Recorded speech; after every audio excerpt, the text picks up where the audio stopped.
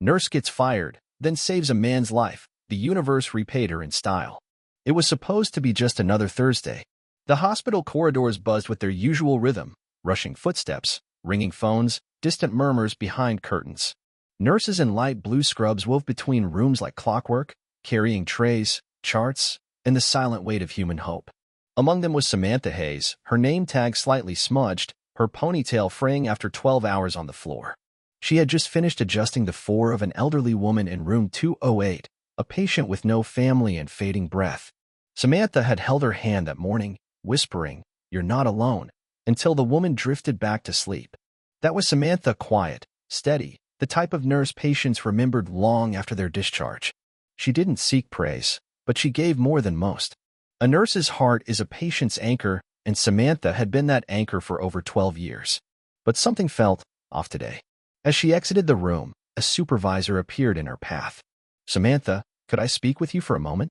"Upstairs." The words were casual, but her tone wasn't. Samantha's stomach tightened. She nodded, stripping off her gloves, tossing them into the bin with practiced motion, and followed the woman down the corridor. The climb to administration felt unusually long.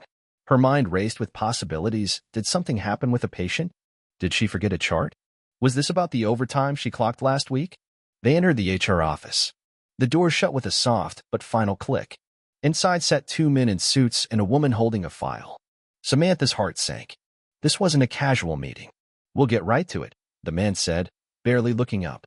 "Due to ongoing financial restructuring and departmental downsizing, your role is being dissolved effective immediately." Her ears rang. What had she managed? Wait. I don't understand. I've been here over a decade. I've trained half the floor. "It's not a performance issue," the woman chimed in, trying to sound gentle. This was a strategic decision across multiple departments. Strategic. Dissolved. Budget. Restructuring. The words blurred together like static. She didn't cry. Not yet. She just stared at the paper they handed her. It might as well have been written in a foreign language. Something about severance. Something about Cobra health insurance.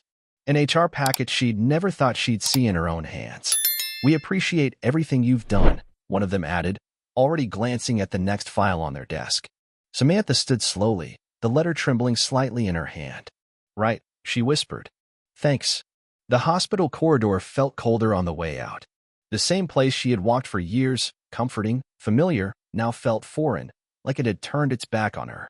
Nurses she passed gave her polite nods, unaware of what had just happened behind that office door. She reached the locker room, her hands mechanical now. She changed out of her scrubs for the last time, folded them neatly, and placed them in her bag. Her stethoscope, a gift from her first preceptor, coiled at the bottom like a sleeping memory. When she stepped outside, the city greeted her with a gust of wind. The sky, gray and unsympathetic, offered a light drizzle as if to complete the scene. Samantha didn't run to her car. She didn't check her phone. She just stood there, staring at the entrance, half expecting someone to call her back in. "Just kidding, maybe. We made a mistake." No one did. The hospital doors slid shut behind her, and with it, a chapter of her life.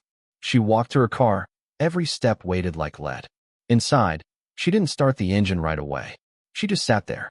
The car was silent except for the hum of rain on the windshield and the occasional squeak of a wiper blade dragging across glass. 12 years. 12 years of night shifts, of missing holidays, of comforting strangers, and watching lives slip away under buzzing fluorescence. 12 years of fighting exhaustion with caffeine, of charting notes at 3 a.m., of advocating for patients when no one else would. And now gone. Not for doing something wrong. Not for failing. But for being expendable. She gripped the steering wheel and exhaled slowly, steadying herself. Nurses were supposed to be strong, composed. But in this moment, she wasn't Nurse Hayes. She was just a woman in a car, heartbroken, lost, and suddenly unemployed. Her phone buzzed beside her. A message from a coworker. "You okay?" "I heard. I can't believe it." She didn't reply. She turned the key in the ignition, and the car coughed to life. The streets were blurred through wet glass. Samantha didn't have a destination. She just needed to move, to breathe, to think. She pulled out of the parking lot slowly, the hospital shrinking in her rearview mirror until it vanished into mist. She drove aimlessly through the city, the world blurring past her windows.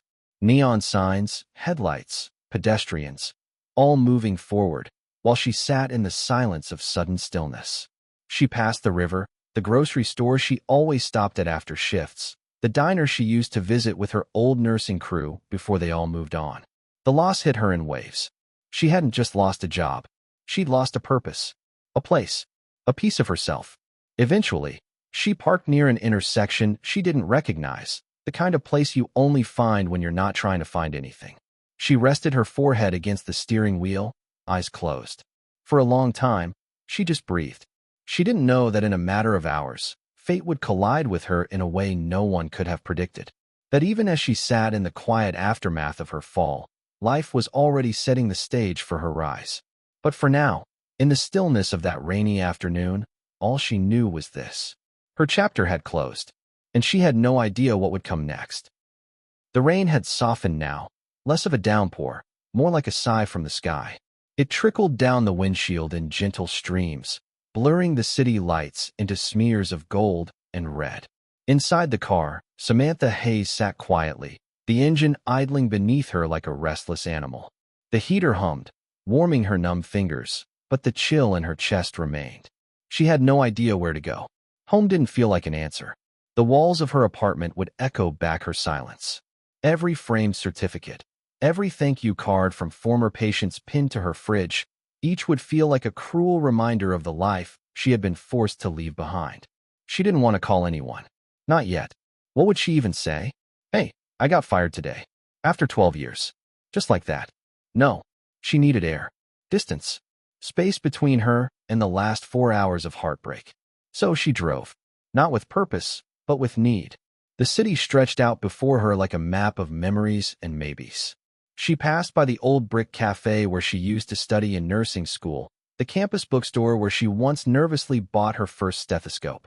She slowed down near a little park tucked between apartment buildings, a place she used to visit after night shifts, just to breathe before the sun rose. The streets were lined with trees now shedding their leaves, golden and red like a trail guiding her forward. The world was still turning, though hers had paused.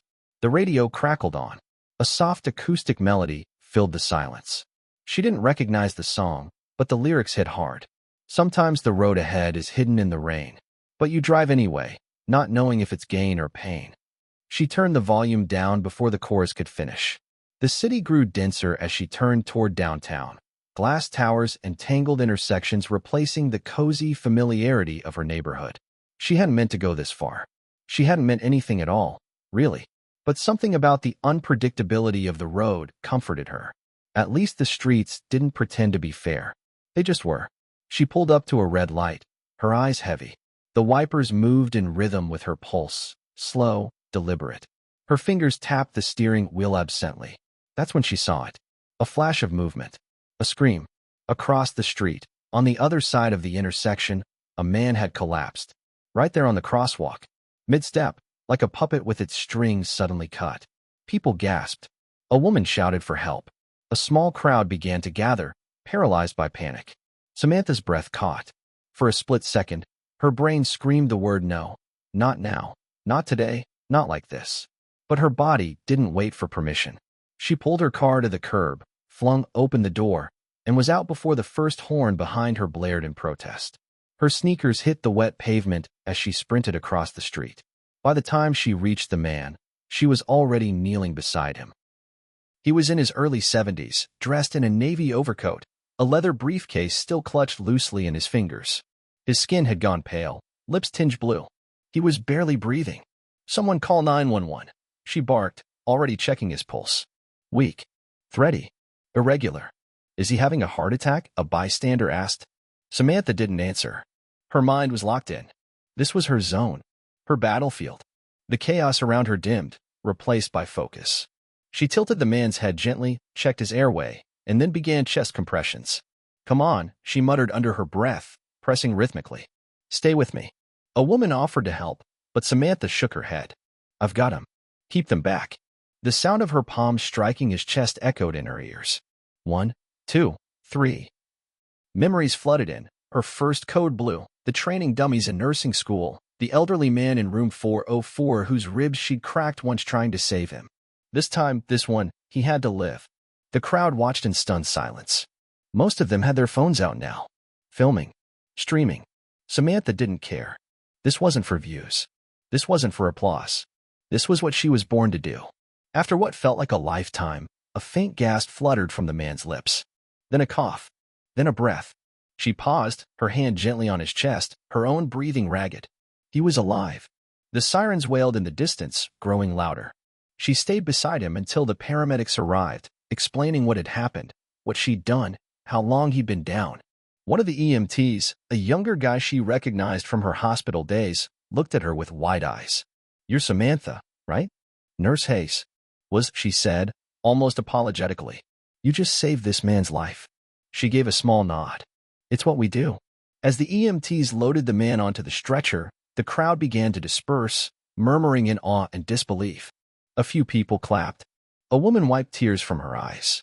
Samantha stood up slowly, knees sore from the pavement.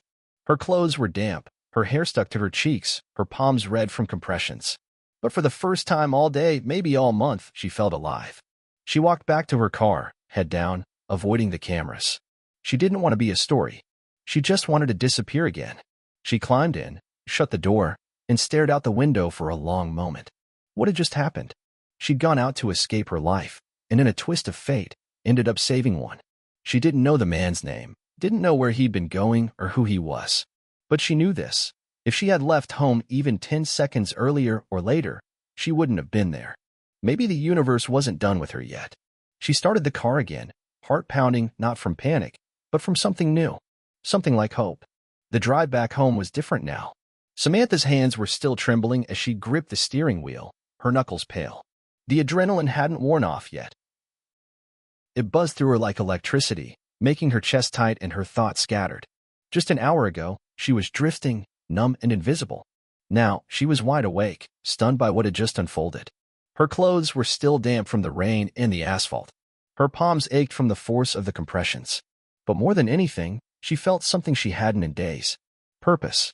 The streetlights flickered overhead as she turned into her quiet neighborhood, the kind where porch lights glowed warmly and shadows stretched out like secrets.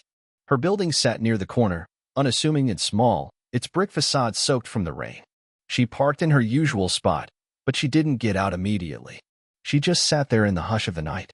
The memory played in her mind like a film reel, his collapse, the chaos, the rhythm of her hands on his chest, the second his eyes fluttered back open. She had stared into the void with him and pulled him back. She had stood on the edge with death and said, "Not this one. Not today." She closed her eyes, resting her head against the seat. She didn't cry. Not this time. But the silence, heavy and strange, filled the car like fog. After a long minute, she finally gathered herself and stepped out, grabbing her bag from the passenger seat. It felt heavier than usual. Not in weight, but in meaning. She had gone into the city with nothing but heartbreak, and now she was returning with something far more complex, an unanswered question. Why her? Why now? Inside, the apartment was dim, quiet, and familiar in that painfully predictable way. A modest one-bedroom with soft lighting and overstuffed bookshelves. Her scrubs from the morning were still draped over the chair where she'd tossed them, unaware of what the day would bring. Samantha dropped her keys in the bowl near the door and kicked off her shoes. She walked into the kitchen, half on autopilot, flicking on the stove and setting water to boil. She wasn't really hungry, but she needed to do something, anything, to keep from collapsing inward. The kettle began to whistle softly, a sharp contrast to the quiet. She poured herself a cup of chamomile tea and sat by the window. Outside, the street glistened, reflecting the amber glow of passing cars. Life continued, unnoticed. She sipped her tea slowly, letting the warmth settle inside her. Her phone buzzed on the counter, screen lighting up with missed calls and unread texts, coworkers, friends, maybe even someone who saw the video that was surely making its way across the internet. She didn't check. Not yet. Instead, she reached for a small photo frame on the table. It was old, slightly faded, of her and her mother. Her mom was also a nurse, back in a time when uniforms were all white and hats perched like halos. She remembered watching her mother come home in the evenings, exhausted but glowing from the inside out. It was what inspired Samantha to walk the same path. And now, that path had ended. Or had it? She stared at the photo for a long moment, her thumb brushing over the glass. "Was that you today, Mom?" she whispered.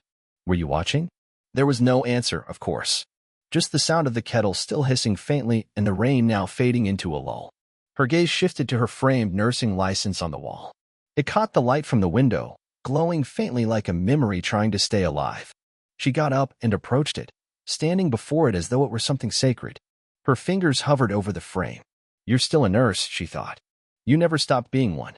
The hospital might have let her go. The system may have erased her badge, but today, in the middle of a wet crosswalk, surrounded by strangers, she had proven something to herself. She hadn't needed a title. She hadn't needed a paycheck. Just instinct, training, and heart.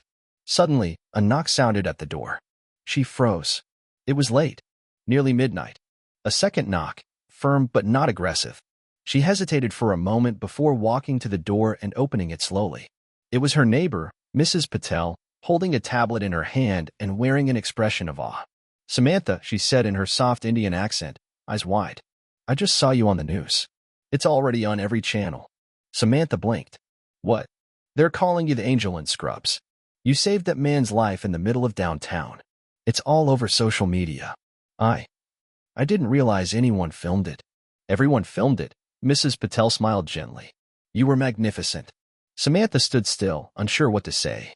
Mrs. Patel placed a hand on her arm. "You've always been a hero. Now the world knows it too." And with that, she nodded and left. Samantha closed the door, leaning against it. Her heart beat a little faster. She walked to the couch and finally picked up her phone. Dozens of notifications lit up the screen. Text from old friends. Voicemails from former colleagues. Media outlets tagging her in clips. Someone had already edited slow-motion footage of the CPR with swelling music. A news ticker read, "Former nurse saves business tycoon's life on street, disappears before giving name." She laughed softly through her disbelief. She wasn't looking for attention. She didn't want fame. But somehow, in doing the thing she'd always done, the universe had noticed. For the first time in days, maybe weeks, maybe longer, she felt like she could breathe again. Not because her problems were solved, or because her job had magically come back, but because in one moment of instinct, of service, of selfless grace, she had remembered who she was. And that, more than any title or paycheck, was everything. Tomorrow could bring anything. But tonight, as she stood in the soft light of her little apartment, a cup of cooling tea in her hand, Samantha Hayes knew one thing for sure. She was not done yet. Morning light spilled through the curtains like golden silk, softening every edge of the room. Samantha stirred gently on the couch, still wrapped in the blanket she'd fallen asleep under. Her phone, now resting on the coffee table, buzzed silently with unread messages and missed calls. She blinked against the morning haze, unsure for a moment if the events of the night before had been a dream. But her sore palms, the ache in her knees, and the dried raindrops on her jacket hanging by the door confirmed otherwise. She had saved a man's life. The city was talking about it. And somewhere out there, that man was waking up too, alive because of her. She sat up slowly, brushing her hair from her face. Her teacup from last night still sat by the window, untouched. The room was filled with light now, but Samantha felt a strange heaviness. There was one thing that had been gnawing at her, tugging at the edges of her thoughts since she left that scene. Who was he? She hadn't gotten his name. She hadn't even waited long enough to speak with him once he'd regained consciousness. The paramedics had taken over. She'd faded into the background, as she always had. But now, she wanted to know. Not for fame, not for recognition, but for something deeper. For closure. For connection. For understanding why their paths had crossed at all. With hesitant fingers, she unlocked her phone and opened one of the news clips. Her heart jumped as she watched herself on the screen, kneeling beside the collapsed man, hair soaked, lips tight with focus. The voiceover called her a mystery nurse and described the scene in dramatic detail. The identity of the woman remains unknown, but eyewitnesses say she disappeared after the ambulance arrived. In the background, reporters speculated, but one line stopped her cold. The man has been identified as Bernard Ellison, billionaire CEO of Ellison Global. She froze. That name. It echoed through her memories. Ellison Global. The name was everywhere, on billboards, in commercials, printed on glass buildings towering over downtown. A massive tech and logistics empire. But that wasn't why her heart raced. She knew the name from somewhere else. Somewhere quieter. Personal. Her mother had worked for the Ellison Foundation before she passed, a volunteer nursing outreach for underserved neighborhoods, fully funded by the Ellison family. Her mother had often spoken about how the foundation's founder, Bernard Ellison himself, would visit clinics in person, shake every hand, write personal thank you letters to nurses and staff. He had always seemed untouchable, almost mythic. And now, he had nearly died on a street she only happened to pass by in a moment of despair. And she had saved him. She opened another clip. A spokesperson from the Ellison Corporation was now offering a public statement. Mr. Ellison is in stable condition. He owes his life to the unnamed nurse who intervened. We are actively trying to identify her. If you are that woman, please come forward. Samantha leaned back in her chair, stunned. She didn't know what to feel: pride, fear, humility. The world was spinning a story about her, and she was still trying to piece together her own emotions. She needed clarity. She needed quiet. She changed out of her pajamas and into jeans and a sweater, tying her hair back in a loose bun. Then, without checking her messages again, she left her apartment and walked into the morning air. The hospital was only a 20-minute drive. Not her hospital, not anymore, but the one where high-profile patients like Ellison would be brought. Private rooms. State-of-the-art tech. The kind of place where money could buy comfort, and the walls were thick enough to keep the noise of the outside world away. She didn't know exactly what she was doing there. She didn't have a badge anymore. She didn't belong. But something in her pulled her forward. At the front desk, she gave a nervous smile to the receptionist, a young woman tapping quickly on a keyboard. "Hi. I was wondering if I could leave something for Mr. Bernard Ellison." The receptionist raised an eyebrow. "You're not the first today." Samantha blinked. "Excuse me." Dozens of reporters. Strangers. People claiming to be his long-lost niece.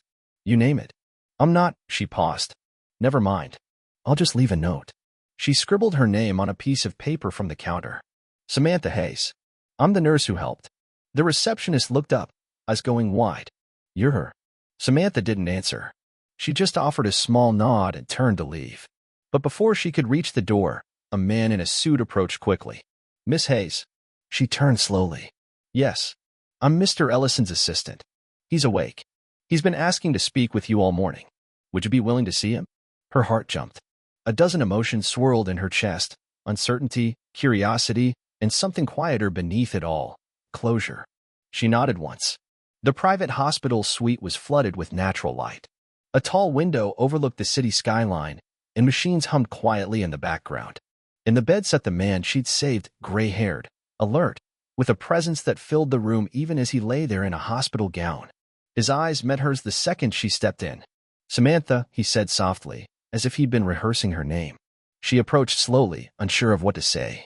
"You saved my life," he said, voice steady. "You gave me back a future I thought I'd lost on that street." "I just did what I was trained to do," she replied. "No," he said firmly. "You did what only a rare few have the heart to do. You didn't hesitate. You didn't walk away. You were exactly where I needed you to be." Samantha stood by the window, looking out at the endless city. "I was actually on my way nowhere," she admitted. "I'd just been fired. 12 years, and I was let go like a piece of paperwork." Bernard was quiet for a long moment.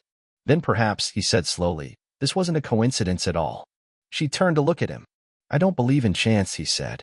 "I believe the universe puts the right people in our path exactly when we need them most." There was a pause. Then he added gently, "I'd like to offer you something, Samantha. A chance to do what you do best. Without politics. Without bureaucracy. Just care. On your terms."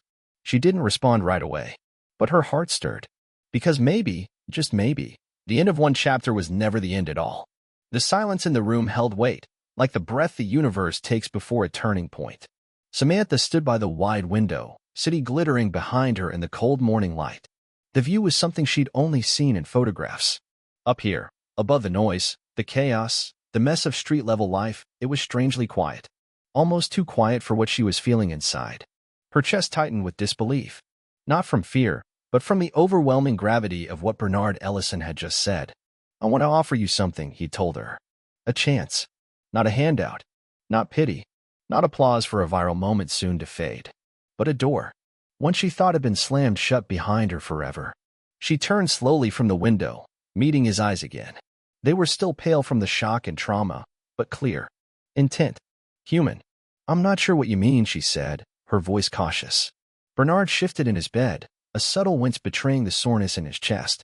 I've been thinking about this since the moment they told me what happened. Since they showed me the video. You didn't just save me, Samantha. You reminded me of something I'd forgotten. Something I built my entire empire on, once. He paused, letting his breath settle. Service. Human connection. Not data. Not dollars. People. Samantha watched him closely, still unsure if this was real or some dream stitched from exhaustion and emotional whiplash. I started Ellison Global with a van and 2 employees, he continued. Back then, I knew every name, every family, every story. But somewhere along the line, I became the brand. I stopped seeing the people behind the numbers. And then you, this complete stranger, kneel over me in the rain and pull me back from death without even asking who I am.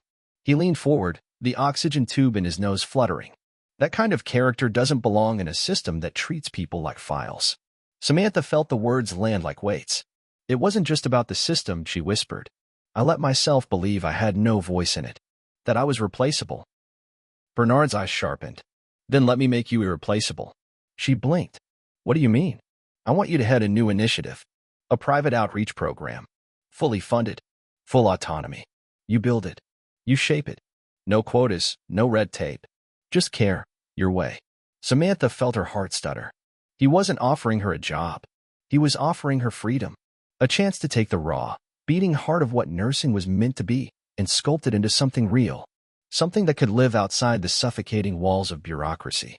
Something that could touch people before they slipped through the cracks. I don't even know where I'd begin, she said honestly. Start with why you became a nurse in the first place, Bernard replied. Start there. The rest will come. The room settled into stillness again. Only now, it wasn't heavy. It was full of potential. She left the hospital a few hours later, not with a job offer tucked into her purse, but with a calling burning beneath her skin. Days passed like scenes from a slow-burning film. The world outside buzzed around her, calls from media, messages from strangers, invitations from networks to speak, endorse, write a book. Everyone wanted a piece of her now, but she ignored most of it. She wasn't interested in being famous. She was interested in being useful. One quiet morning, she sat at her kitchen table, surrounded by open notebooks and scraps of paper scribbled with ideas. Her laptop blinked with a blank document. A draft outline. A vision forming, still messy and wild, but alive. What if there were mobile units that brought critical care to underserved communities? What if nurses had real-time support, unchained from hospital politics? What if healthcare didn't begin when someone was already broken, but reached them before? She built and erased and built again. She called former coworkers, nurses, paramedics, care coordinators. Some hadn't spoken to her in months. Others cried when they heard her voice. And they didn't just listen. They believed. They told her stories of burnout, of quiet nights in ERs with too few staff and too many patients. They told her of systems designed to stretch hearts until they snapped. And with each story, her purpose solidified. This wasn't just for her anymore. It was for all of them. And she was going to make it count. A week after the hospital meeting, Samantha was invited back. This time, Bernard Ellison sat in a chair by the window, sunlight brushing his shoulders like gold. He looked stronger now. There was color in his cheeks. His voice was firmer. He handed her a slim black folder. Inside was everything she dreamed of and feared. Funding approval, staffing allowances, autonomy. He had already spoken to legal teams. The infrastructure was being laid. All she had to do was say yes. She didn't speak right away. Instead, she looked up at him, eyes misting slightly. Why me? She asked. You could have anyone. You could hire someone with executive experience. A foundation head. A public figure. Bernard smiled softly and said something that broke her. Because when I was dying, I didn't see a resume. I saw someone who refused to give up on a stranger. That's who I trust to lead. Tears rose in her throat, but she held them down. She didn't want to cry.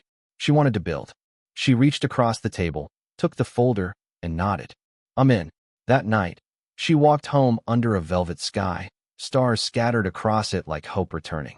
She didn't need the world to clap for her. She didn't need a title on a door. She only needed what she'd always had. Heart. And now, a platform to use it. Not for fame, but for impact. Because sometimes the universe doesn't repay you with riches or praise. Sometimes, it repays you by giving you the one thing you thought you'd lost forever. A reason to keep going. The sun rose on a different city. At least, it felt different to Samantha. The streets buzzed with the same horns and chatter, the crosswalks blinked in steady patterns, and the coffee shops poured the same bitter brews into recycled cups. But to her, every corner gleamed like new territory, every sidewalk felt like a page yet to be written on. She wasn't just walking to a job anymore. She was walking toward a revolution. The small office Bernard had provided sat 3 floors above an old bookstore downtown. It wasn't corporate. It wasn't sterile. It had brick walls, sun-beaten windows, and floors that creaked under soft footsteps. It smelled like paper and ambition. It was perfect. When Samantha opened the door that morning, she found a man already waiting inside. Mid-30s, warm eyes, a laptop bag slung over one shoulder. James Carter. He introduced himself with a handshake firm and real. Paramedic. You called me last week. She smiled, remembering. His voice had cracked over the phone when she had explained her vision. Mobile healthcare units, nurse-led initiatives, healing before the hospital became necessary. He had said, I've been waiting my whole career for someone to say that. Now he was here, a soldier without a battlefield. Until now. They sat on the floor, cross-legged like kids planning a fort, and mapped the first program with cheap pins on the backs of old patient charts Samantha had saved over the years. A mobile crisis team. Nurse-led response squats. Preventative care drop-ins. They spoke until their voices rasped and the sun turned to fire behind the glass. By nightfall, there were 6 more people in that room. Another paramedic, a family nurse practitioner, 2 case managers, a mental health specialist, and a retired social worker named Ruth whose eyes glowed with fierce, beautiful defiance. They had no uniforms, no formal title, no instructions handed down from above. But what they had was rarer than all of that. They had purpose. 2 weeks later, their first van arrived. It was a battered old emergency vehicle donated by an old contact of Bernard's, still smelling faintly of bleach and hope. Samantha ran her fingers along the faded paint. We'll repaint it, James promised, laughing. Get a logo. Something fancy. But she shook her head. No, let's leave the scars. Let people know. It's real. He nodded, and they got to work. Inside, they stocked the cabinets with basic emergency equipment, first aid supplies, blood pressure cuffs, vaccines, food packs, warm blankets, and hygiene kits. Every item loaded into that van was a weapon against despair. They didn't wait for perfection. They rolled out on their first run on a gray, misty morning, breath-fogging in the cold. No fanfare. No camera crews. Just a battered van, 7 stubborn hearts, and a mission so big it pressed against their ribs like thunder. The first call came through a contact at a shelter, a woman in her 50s, disoriented, refusing to go to an emergency room, showing signs of a serious infection. Samantha and James responded first. The woman, Maria, trembled under a thin sweater as she sat curled against a brick wall, coughing weakly. Samantha knelt down, pulling a warm blanket from her pack. Hey, Maria. I'm Sam. I'm here to help. No strings. No judgments. Maria's eyes, wary and bloodshot, searched her face for a lie. When she found none, she let Samantha wrap the blanket around her shoulders and gently check her temperature. It was sky-high. She needed antibiotics, fluids, care. Under normal circumstances, she would have been forced into a chaotic ER, probably waiting for hours, maybe turned away, her infection worsening. Not today. Today, care met her where she was. By sunset, Maria was stabilized, warm, fed, and safely transported to a transitional care unit connected to Samantha's new network. One life, redirected. One story, rewritten. Word spread like brush fire. Whispers between bus stops and shelters. Rumors floating through struggling neighborhoods. There's a new team out there. Not from the government. Not from some cold hospital. Just people. Good people. They come when you call. Every day, new faces appeared at the little office, volunteers, nurses tired of endless forms and cold bureaucracy, paramedics who still remembered why they started wearing a uniform in the first place. Bernard visited once, walking slowly with his cane, marveling at the pure, raw energy inside the office. They believe, he whispered to Samantha, awe in his voice. Because you believed first. She smiled, feeling the truth of it ripple through her bones. But she also knew, this was only the beginning. Because for every Maria they saved, there were 100 more slipping through the cracks. They needed more vans, more supplies, more hands, and more courage. Late one night, after another long shift, Samantha sat alone in the van, watching rain slip down the windshield. The city lights blurred, gold and silver rivers in the darkness. She thought of her old hospital job, the clinical walls, the endless checklists, the meetings about meetings, the feeling of being a cog in a machine too broken to fix. She thought of the night she'd knelt in the rain beside Bernard Ellison's collapsed body, the fear that had gripped her, the fire that had woken up inside her chest. This is what it was all for. She leaned her forehead against the cool glass, whispering into the night, "Thank you." Not to anyone in particular. Maybe to the universe. Maybe to fate. Maybe just to the girl she had been, the one who hadn't walked past a dying man on the sidewalk, even when she had nothing left to give. She pulled back, started the engine, and smiled. There was more work to do. And for the first time in what felt like a lifetime, she couldn't wait to get back to it. The city pulsed with life, but Samantha was still. Standing on the steps of the newly christened Ellison Mobile Care Center, she let the cool morning air wash over her. The rising sun threw streaks of fire across the skyline. A new day, a new chapter. Behind her, a modest fleet of vans gleamed, old, battered, but alive, each painted with a single emblem, two hands reaching toward one another. Connection. Not charity, not saviorism, just people saving people. The official ribbon cutting was scheduled for noon. Cameras, reporters, a handful of local officials. Bernard would be there too, beaming in like proud family. It was supposed to be a celebration, but Samantha had come early for a different reason. She needed a moment alone with the story that had carried her here. She walked slowly between the vans, running her hand along their sides. Every dent, every scratch whispered a memory, a life touched, a second chance given. A soft clatter of footsteps behind her broke the silence. James appeared, coffee in one hand, clipboard in the other. "You're early," he said, smiling. "So are you," she teased. He shrugged, handing her a cup. "Big day. Couldn't sleep." Samantha laughed softly, the sound surprising even her. When was the last time she had laughed like that, full and unguarded? James glanced at her, more serious now. "You did this, Sam. Don't forget that." She looked away, swallowing the lump rising in her throat. "No," she whispered. "We did." He didn't argue. Just clinked his coffee cup against hers, a silent toast between soldiers. The ceremony felt surreal. The mayor spoke. Bernard spoke. News anchors crowded close with bright-eyed curiosity. Samantha, dressed in a simple navy suit and sneakers, because she refused to let ceremony outshine action, stepped up to the microphone last. The crowd fell into expectant silence. She looked out over the sea of faces, strangers, old friends, former patients, nurses who had once thought they were alone in their fight. Now they stood shoulder to shoulder, a new army. She didn't have a prepared speech. She spoke from the place that had fueled her from the beginning, the raw, trembling place inside that had refused to give up.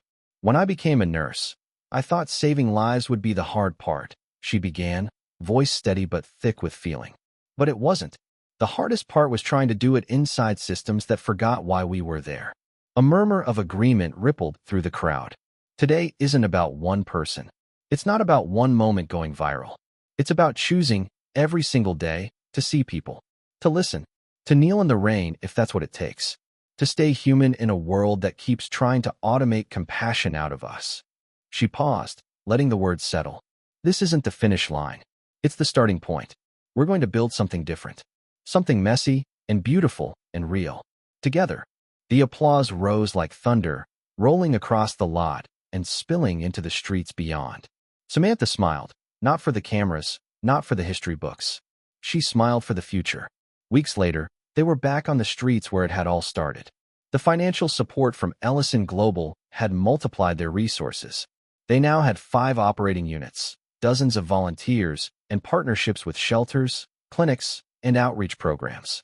But the heart of it, the soul, remained the same. One night, near midnight, they received a call from a bystander. A man collapsed near a subway entrance. Mid-40s, non-responsive. Samantha and James grabbed their gear and rolled out, sirens quiet, hearts sharp. When they arrived, Samantha's steps slowed. The man lying there, so still, so fragile, wore a rumpled suit, rain soaking into the fabric. It was eerily familiar. A strange sense of déjà vu swept through her. Kneeling beside him, she checked for a pulse. Faint, rapid, heat against his skin, another fever. Another battle in a body no one else had stopped to notice. Samantha called out to him, voice firm and kind. Hey, you're not alone. We've got you. James handed her a warmed blanket, and together, they stabilized him for transport.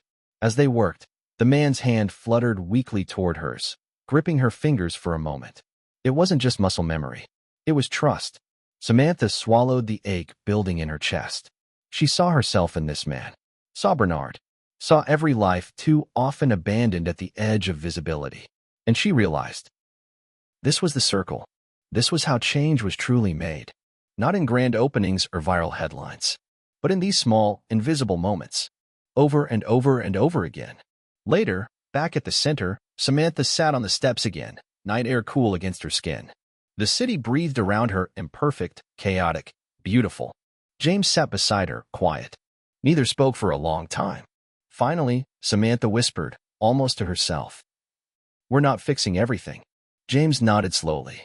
"We're not supposed to." She turned her head, studying him. "We're just supposed to show up." He smiled. "Exactly." Above them, a single star pierced the haze, fierce and stubborn against the urban sky. Samantha leaned back, heart finally at peace. She thought about the girl she had been, the one who was fired and humiliated, broken and bitter. She thought about the woman she was now, not because the world had handed her something, but because when everything was taken away, she still chose to show up, chose to kneel, chose to save. And in doing so, she had saved herself, too.